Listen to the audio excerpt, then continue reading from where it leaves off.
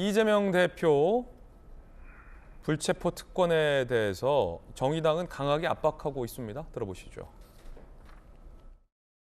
정의당은 오늘 50억 클럽 뇌물사건 특검법을 제출합니다.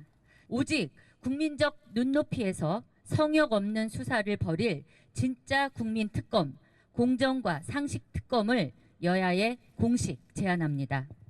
영장실시심사에 임해서 그것에 대한 판단을 받으면 될 것이라고 봅니다. 불체포 특권에 대한 국회의원의 특권을 내려놓자라는 것이 정의당의 당론입니다. 그것은 이재명 대표의 대선 후보 시절의 공약이기도 합니다. 사실 이재명 대표와 민주당 지도부로서는 정의당이 이렇게 예상보다 초강경으로 압박을 해오고 있어요. 특권을 내려놓으라라고 하고 있기 때문에 상당히 좀 고민이 깊을 수밖에 없을 것 같습니다. 정의당의 강성 지지자들, 개딸들이 상당히 부글부글하다고 합니다. 대장동 건은 이재명 대표 상조도 모자라다. 총선 때 보자. 이게 제일 무서운 말 아니겠어요? 정의당 총선 때 보자. 국민의힘보다 정의당이 더 싫다. 비열한 정당이다. 이 정의당을 향한 강한 강성 지지자들의 비난의 여론이 높습니다. 총선 때 심판하자 이런 얘기도 나오고 있는 상황입니다. 전주혜 의원과 전윤기 의원이 국회 각각 상임위 일정 때문에 이석을 했습니다. 그래서 국민의힘의 김연아 의원과 또 민주당의 서재현 전 부대변인을 모셨습니다.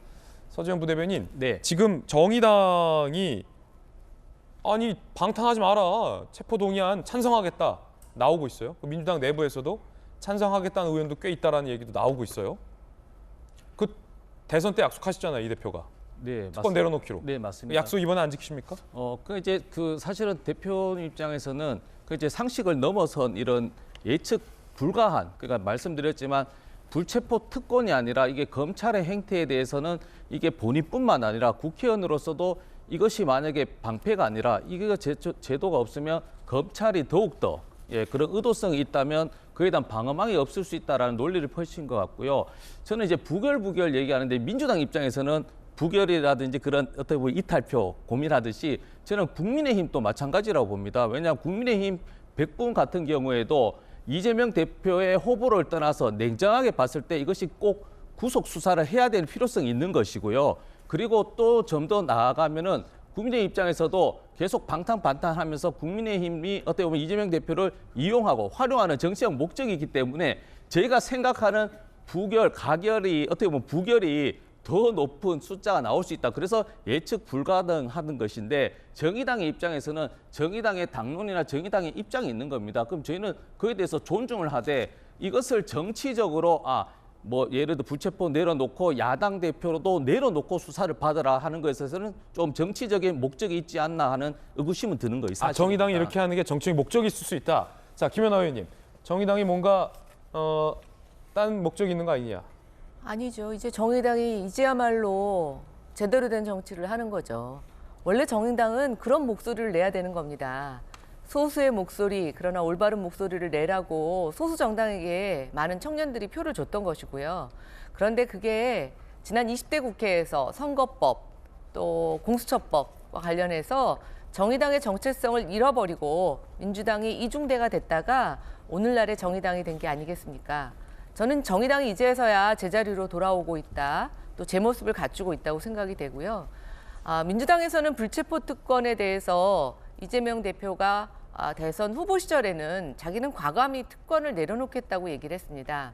그러더니 정작 본인이 그 대상이 되니까 지금 그것에 대해서 정치 보복이라고 얘기하고 있죠. 저는 지금 서 부대변님, 국민의힘에서도 이탈표가 나올 거다. 전혀 그렇지 않습니다. 국민의힘에서는 반드시 구속 수사가 필요하다고 생각합니다. 왜냐? 조사할 때마다 사실은 33쪽짜리의 진술서만 갖고 똑같은 말을 도돌이표로 반복하고 있고요. 출석도 아침에 9시 오래는데 11시쯤 가거나 11시에 가가지고 자기 인사 쭉 생년월일 자기 인적 정보 얘기하고 나면 바로 점심 먹어야 되는 시간입니다. 점심 먹고 나서 또 뻗기 하다가 저녁에 자기 그 진술서 확인하고 12시 전에 집에 가려면 무슨 조사를 할 수가 있겠습니까? 그걸 지금 몇 차례를 해야 되고 몇 가지의 혐의가 있습니까? 저는 검찰이 봐서도 그렇고 국민들이 봐서도 그렇고 이 제대로 된 수사하려면 구속하는 방법밖에 없고요.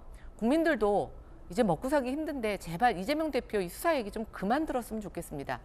빨리 신속하게 이것의 진상 규명이 되기 위해서도 저는 구속 수사가 필요하다고 생각합니다. 그리고 그게 국민의힘의 생각이라고 생각합니다.